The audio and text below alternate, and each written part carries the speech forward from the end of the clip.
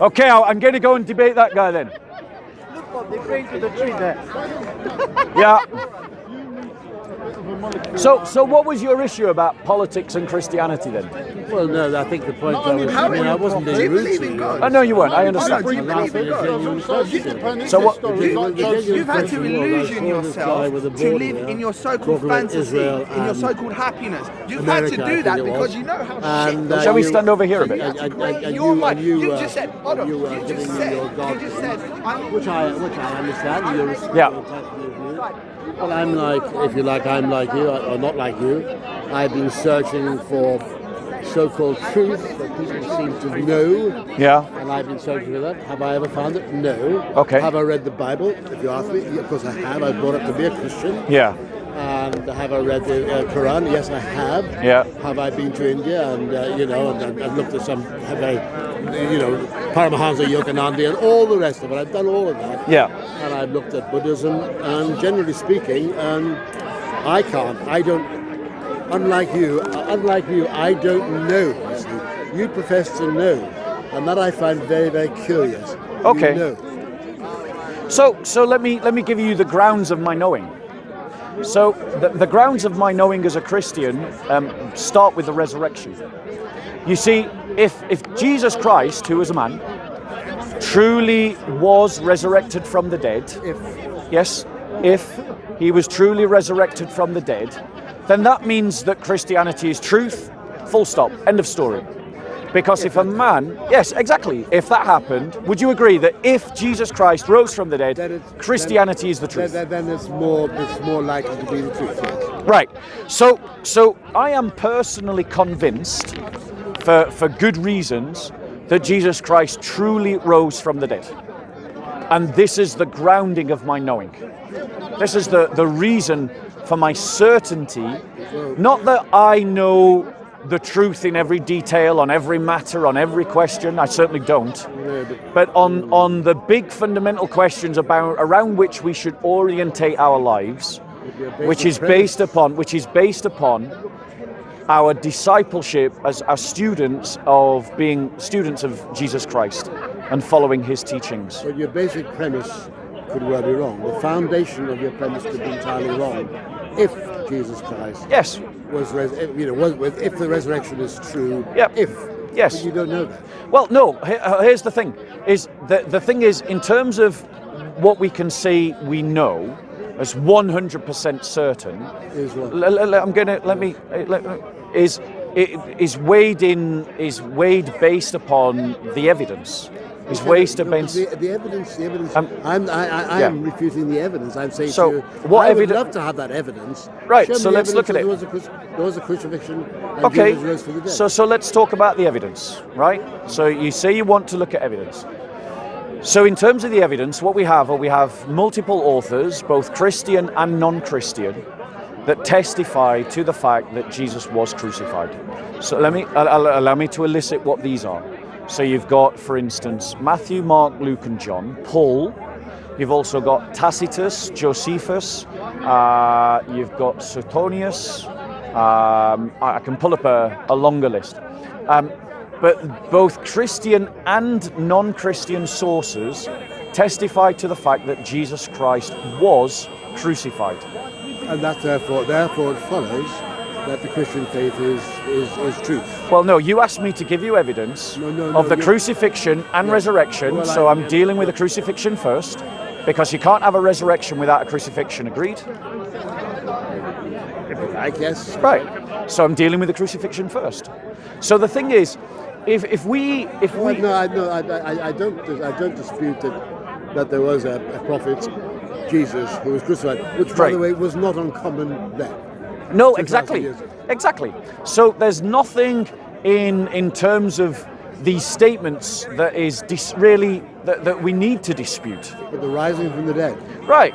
But does that mean that we are now agreed that there was a man called Jesus, That he was It crucified. seems most likely, and that seems very likely. Great. Okay. Right. So now let's move on to the resurrection then. That's it. Okay.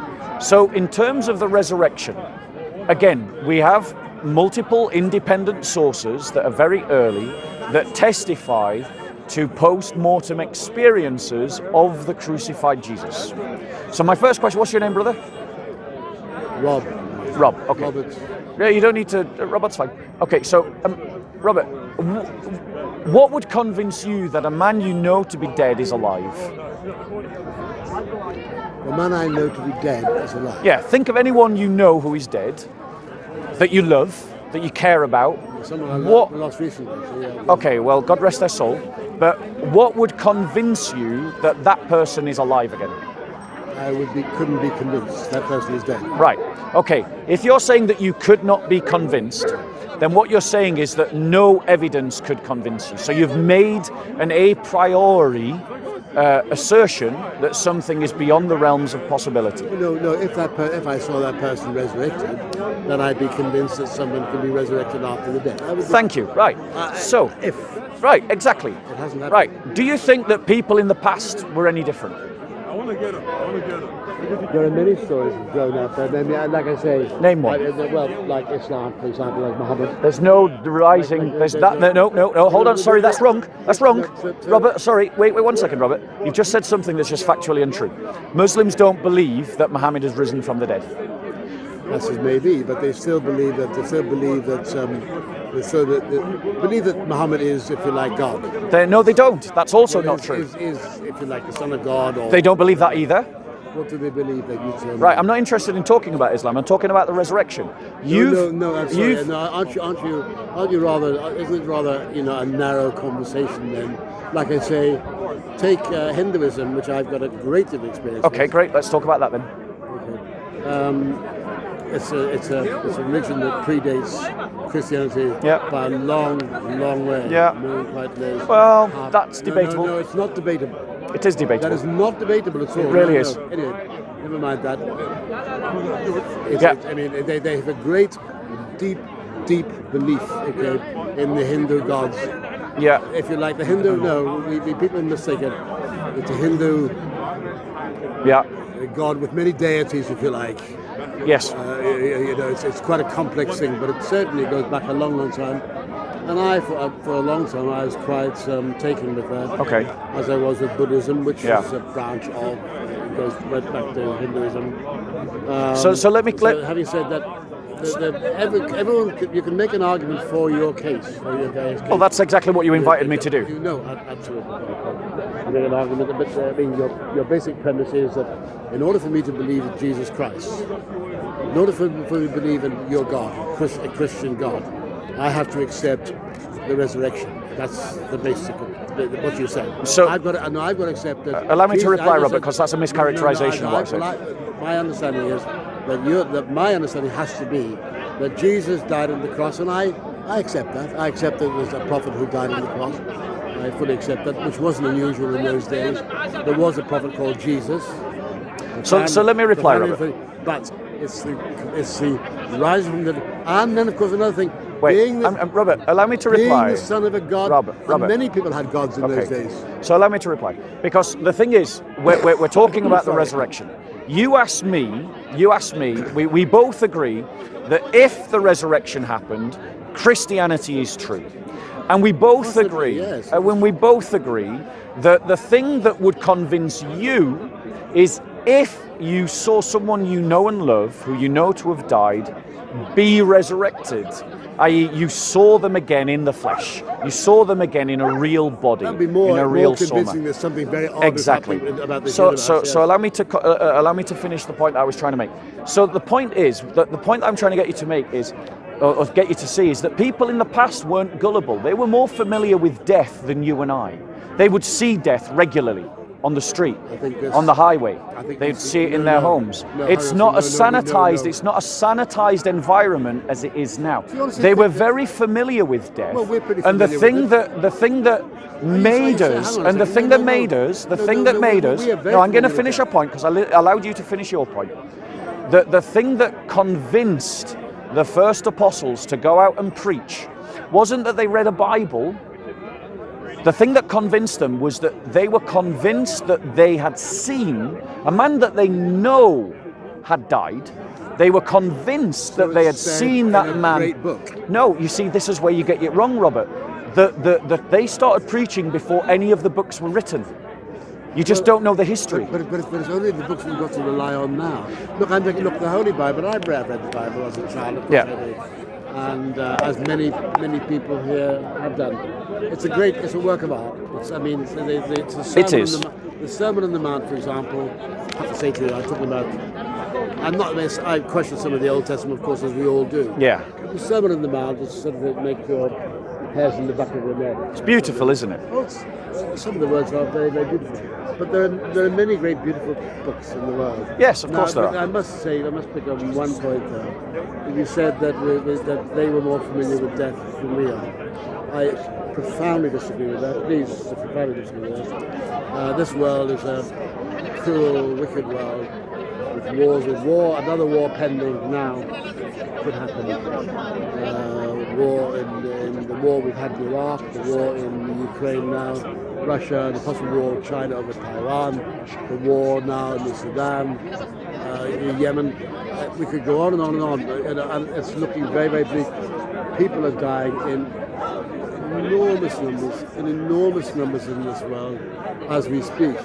Am I familiar with that? Well, having travelled in India, I am familiar with people dying. I really am. Yeah, and it was because of your travels in India that you're much more familiar with than most people here. How many dead bodies did you see in India? No, there are many. I mean, we can't avoid turning the television on and seeing large numbers of people dying. I mean, you can't watch Gaza, for example, now. I was with a chap the other day, having a meal with a chap the other day, and he said to me, burst into tears. He was watching television, and he saw a child. He saw a young baby dismembered in Gaza. And he just completely broke down. Okay, Robert. As it happens, he's a Muslim. Okay, Robert, this story, let's come back to the point, because as entertaining as... So let me reply to the point. I think the thing is, I guess what I'm trying to illustrate by my point of view is that this modern view that people in the past were just gullible is not fair. It's not fair. Who says that? Right, but so we've got to now ask this question. What convinced people 2,000 years ago to go out and start preaching that a man that they knew was dead was alive? What convinced them of that? Well, I mean, so it said in the Bible. So it says in the Bible. Bible. So let me address that point. That's all I've got to Okay, go on. so let me address that point. Let me just clarify something. Are you saying that so it says in the Bible that they went out and preached, or are you saying so it says in the Bible that a man rose from the dead? If you like, I'm saying so it says in the Bible that no, let's get it right.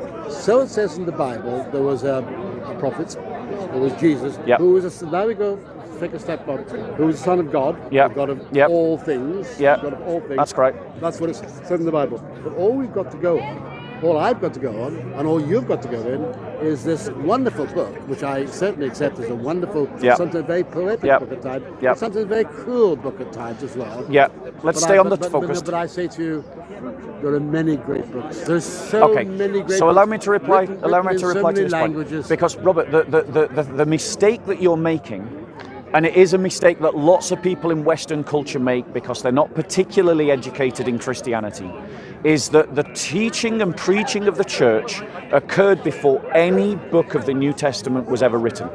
The New Testament writings were written precisely because people believed in something. It wasn't because of the writings that people came to believe. So it's the wrong way round to say that people believe that a man had risen from the dead because it said so in a book. Not true. When you look at people like N.T. Wright, Dr. Bart Ehrman, Dr. Daniel Wallace, and I can give you a million other scholars, they all agree that people went out and preached a risen Jesus before they wrote about a risen Jesus. So that then goes back to the question that we've got to answer. We've got to answer this question. What would convince people who knew that the person that they loved had died, what would convince them that that person is now alive again? Well, you said, first of all, it will never happen. People will never be convinced. People are so entrenched in their views. I mean, if you're once a Muslim, always a Muslim. Once a Christian, largely. Look, there's something like 1 billion Muslims in the world. There's 1 billion Christians. There's, I don't know, countless Hindus, probably 1 billion Hindus, I don't know, and there's Muslims also. And they're deeply attached to their faith, deeply attached to it. They die for their faith. They'll be martyred for their faith. Yep. So there is knowledgeable, Yes. there is academic, there is Yes. convinced, they are sure, Yeah. they speak the truth. Yeah. They know, Yes. they know as surely as you know. Now where I stand is that I would love to know. I'd love to know. My mother died a few years ago actually. Yeah. And God rest her soul. well, but she was a highly academic lady actually. Yeah. And she looked at different things. She was brought up a Catholic, a Roman Catholic actually. Yeah. And firmly convinced by it. But as she grew older, then her religion changed, modified.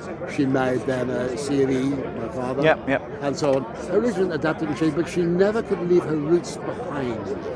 She became a Christian scientist. Can I just come? But she was never.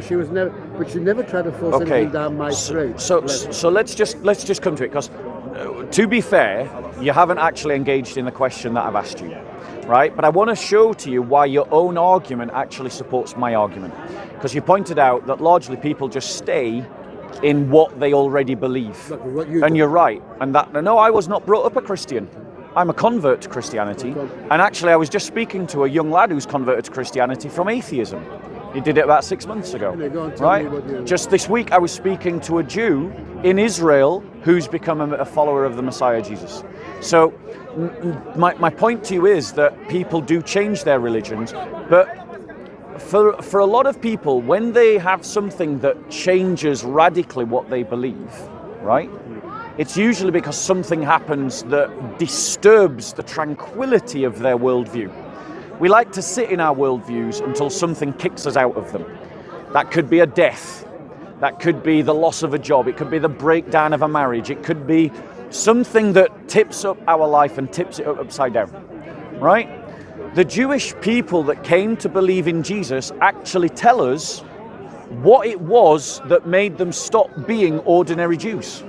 They tell us that the thing that made them stop being ordinary Jews was that the man that they knew to have died had risen from the dead. So the question you've got to engage with, I'm going to ask you again, is what convinced those first people that a man that they knew had died had risen from the dead? What convinced them? You haven't answered it. No, but I will answer it in the same way I answered it before. Yeah, I don't think you answered it before. The way I would answer is this. They believe that. They believe that. They may well have believed that this individual rose from the dead, and there's doubt about that. But why? No, please let me finish, okay? Go on. Now, the next step is, that was written about, okay? That was written about, and now you then tell me, you transmit that to me, that this happened. It all follows that you believe, they believe that an individual rose from the dead. I have no personal evidence of that at all. I'll tell you what would make me become much more religious. I see the world as being, it's a very beautiful world at times. It's a very beautiful, but it's an utterly cruel world. It's an utterly cruel world. People with, the Holocaust, for example, 6 million people, we can't conceive of that. Children, ordinary tiny children, totally innocent of everything, being exterminated. Children in Gaza now being exterminated. How Muslims wiped out Christians across the Middle East, or in Armenia, how Christians how Christians are being wiped out in northern Nigeria right now, and how Christians have wiped out people across the world as well. Yeah. We have done, no, we've got to be. Right so what's the where we're driving at, Robert? What I'm saying is this: in such a cruel world, in such a vicious, cruel world. Yeah. How can a God, any loving God, allow that to happen? Okay. No, there's no. So, you see, there's no. You're going to say. I'm going to address your question. Because it's man's will, or. No. So allow me to give my answer. Firstly, Robert, I think you one thing that I would ask you to take away from our conversation today. Again, I'll address the question that you have asked about suffering. I will address that question. But one thing that I would ask you to take away from today is you've not really engaged with the question of why the first Christians believed that Jesus had risen from the dead. And that is a question. And that is a question. No, so we're told. Right. So hold on one second, because this is a misunderstanding of how history is done. In terms of, please don't you repeat the same old. No, so I'm going to try to make a point, but you interrupt. I'm going to make a point, which is that the thing that you haven't taken on board is that the first Christians wrote the New Testament because of their experience. They didn't believe because of their writings. They believed because of their experience, and then they wrote.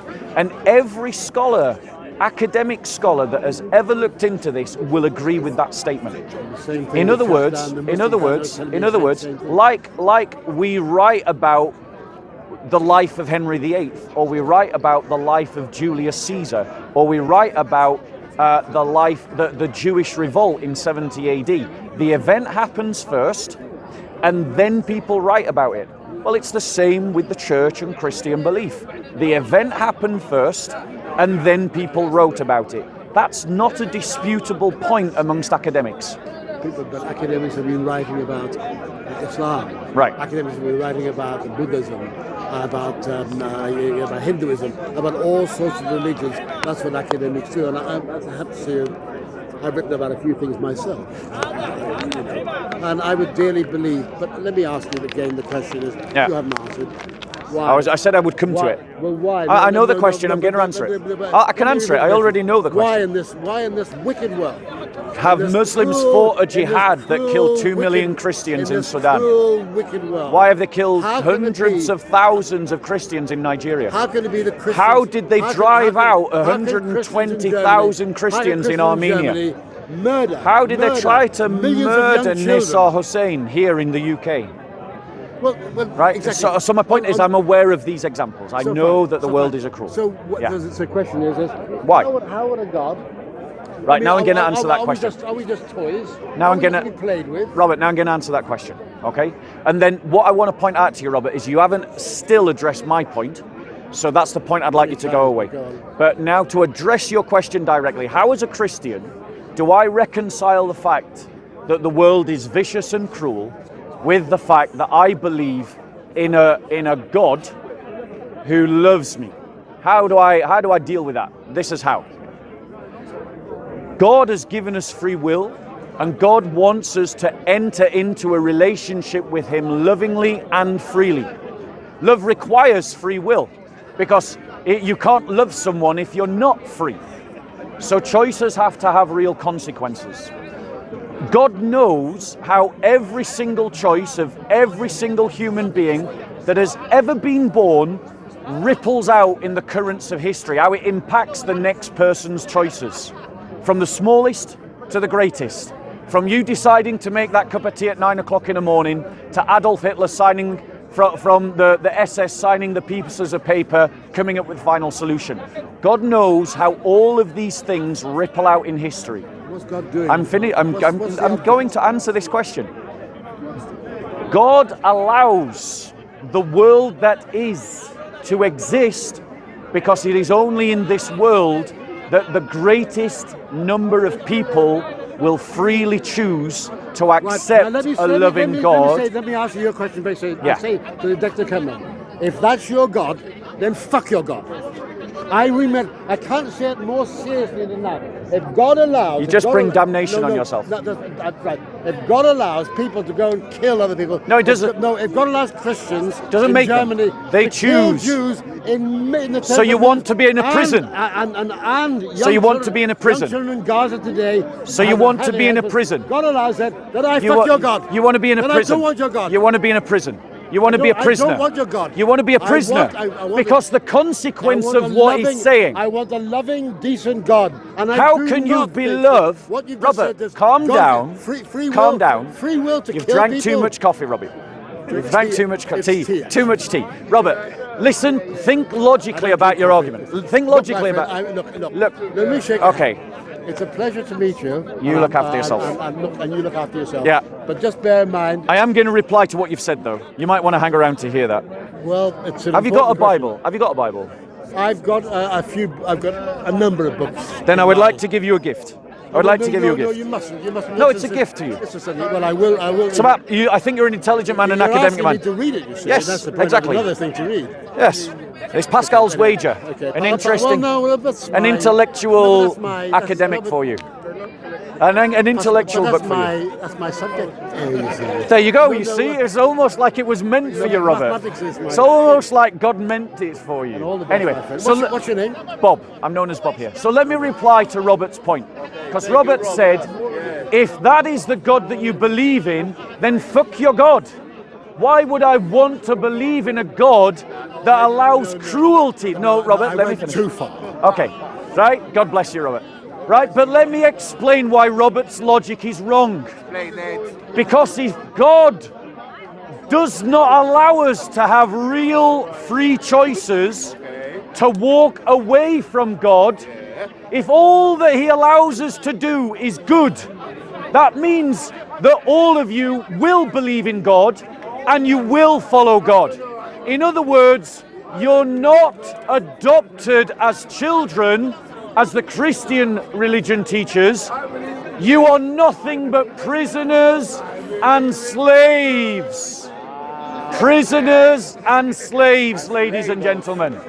Because if God doesn't give you real choice, then and He only gives you one road to walk, and that's the road towards Him, the road of virtue, the road of only doing kindness and goodness, then you're a slave.